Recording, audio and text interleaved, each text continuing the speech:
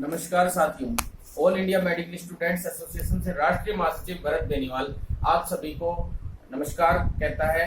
और साथ में सबसे बड़ी बात, आज रात को एक प्रेस विज्ञप्ति और एक सरकार की विज्ञप्ति जारी हुई है जो चिकित्सा विभाग की वेबसाइट पर देखी गई है, जिसमें मेरिट आधार पर भर्तियां करवानी जाने की बात चल रही है।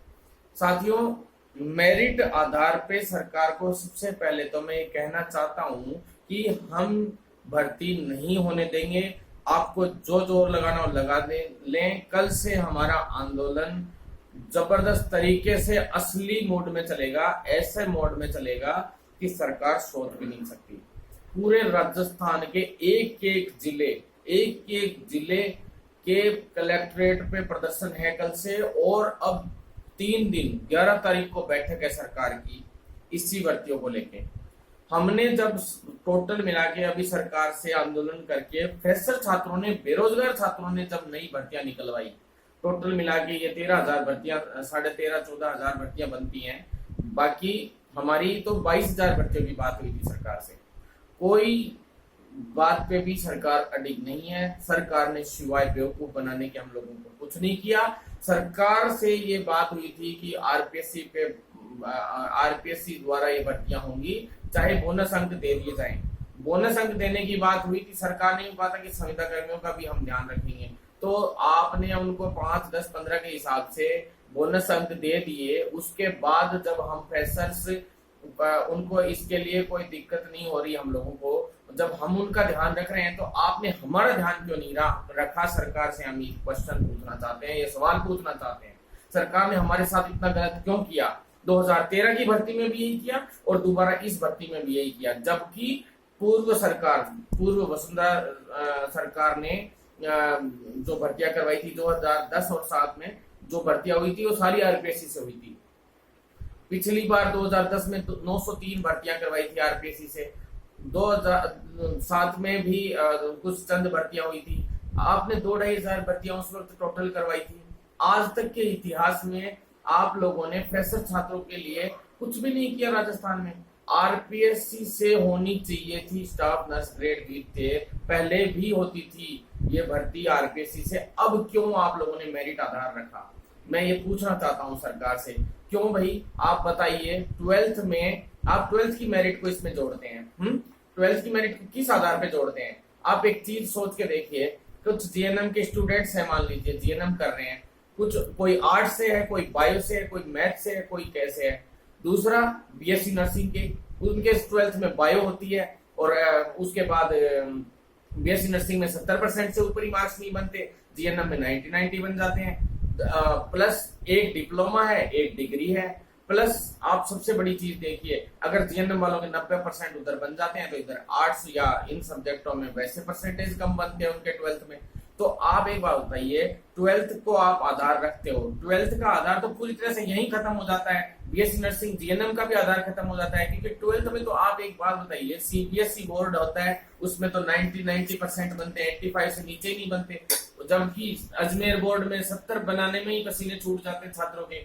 जबकि 2000 से पहले के जितने भी 12th क्लास के होते थे बच्चे, उनके तो इंटरनल मार्क्स 10 में से जाते थे स्कूलों से। जबकि आजकल 20 में से जाते हैं, 25 में से भी जाते हैं। और ऊपर से आप सबसे बड़ी चीज 12th में ये देखिए, कुछ बच्चे बेचारे सरकारी स्कूलों में पढ़े हुए हैं, ग्रामीण क्षेत्रों में पढ़े हुए हैं, प्राइवेट स्कूलों में इंटरनल मार्क्स भी 10 में से 10 पूरे भेज देते हैं, 20 में से 20 पूरे भेज देते हैं अभी। और जबकि सरकारी स्कूलों में बेचारों के 8-8, 10-10 भी नहीं जाते पूरे। आप एक बात बताइए, कहीं पे किसी बच्चे को शिक्षा का स्तर अच्छा मिला हो, किसी को बुरा मिला हो? आप उसके पहले तो उसके साथ वहां खिलवाड़ हो गया, अब यहाँ खिलवाड़ हो गया, वो तो किसी लायक नहीं रहा। आप दूसरा आधार बना रहे हैं, जीएनएम बीएससी नर्सिंग हो गया, आपको अंतर बता ही दिया, 12th का अंतर बता ही दिया। उसके बाद आप आ जाइए, जितने भी ये संविदा कर्मी है, मान लीजिए आप संविदा कर्मियों में आप देखिए काफी ऐसे महकमे जैसे एनएचएम है, या सबसे मेन आप 108 है, एमआरएस है, ये मेन चीजें ले लीजिए। इसमें बैकडोर एंट्रीज होती है ज्यादातर। आप एक बात बताइए, नर्सिंग की जितने भी होते हैं इसमें कौन सा एग्जाम फाइट होके स्किल होके आते हैं? इनमें आधे से ज्यादा बैकडोर एंट्रीज होती हैं। देखी जाए तो आप आरटीए लगाए हुए मेरे पास डॉक्यूमेंट्स पड़े हैं, आप देख लीजिए। तो आप उनको आज आप पक्का करने का काम कर रहे हैं। मतलब जो लोग वास्तव में एलिजिबल होगा, आप आरपीएससी करवाइए।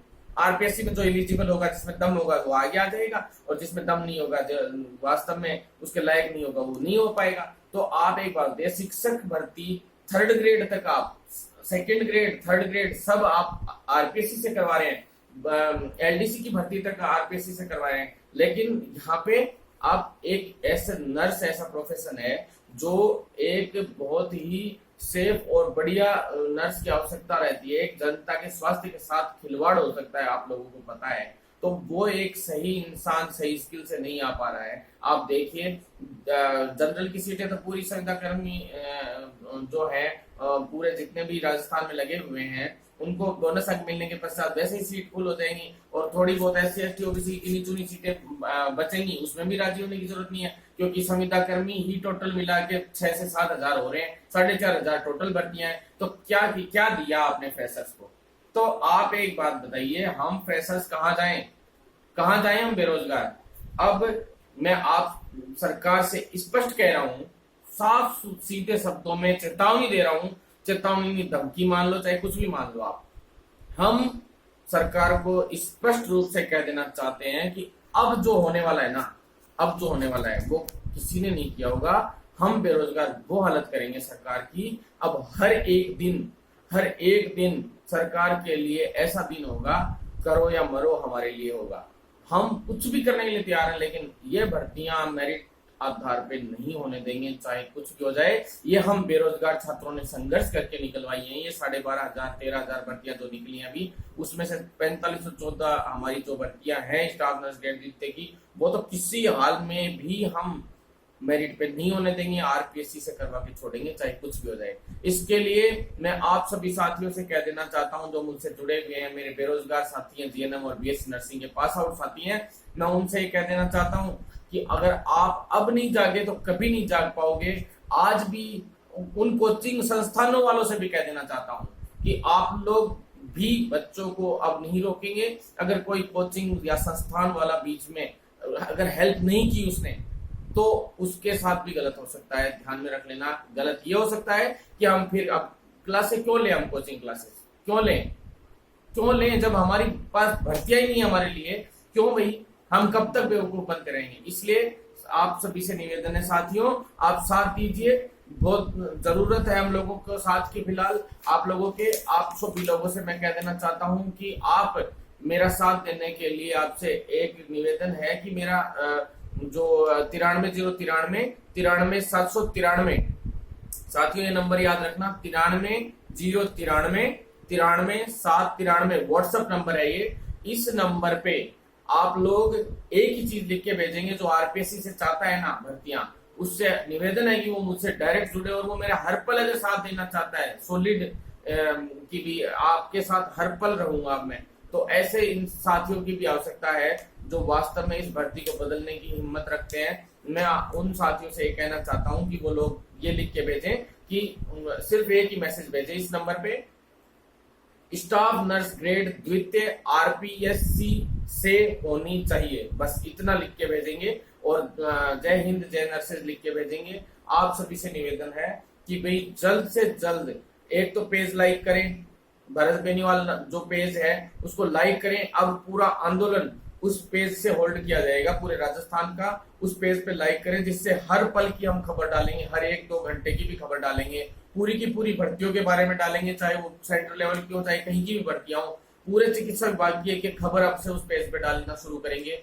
और इस पेज को सक्रिय किया जाएगा, पूरे आंदोलन को इतना सक्रिय किया जाएगा, इस नंबर को इतना सक्रिय किया जाएगा। आप सभी की एक कुछ शिकायत भी रहती है कि 93,093 जो नंबर है मेरा, इस पे फोन नहीं उठ पाते हैं, तो मैं आप सभी से कह देना चाहता हूं कि अब से कल सुबह 8 बजे, आज सुबह 8 बजे, सॉरी, आज सुबह 8 बजे से हर एक फोन आप लोगों का उठेगा, और अब के बाद आप लोगों को फोन कम उठने की शिकायत नहीं आएगी साथियों, क्योंकि सरकार से मैं बहुत ज्यादा परेशान हूँ, सरकार ने मुझे बहुत परेशान कर रखा है, इसलिए वो फोन ज्यादा मैं रिसीव नहीं कर पा रहा था। अब मैं वो फोन हर पल रिसीव करूंगा।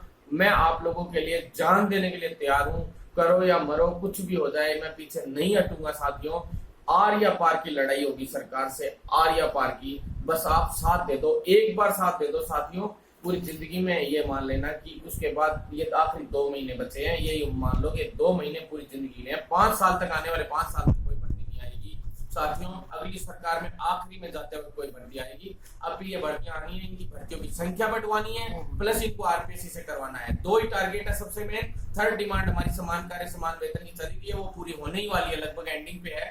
तो साथियों प्लीज प्लीज प्लीज सपोर्ट, आपके भाई को सपोर्ट कीजिए।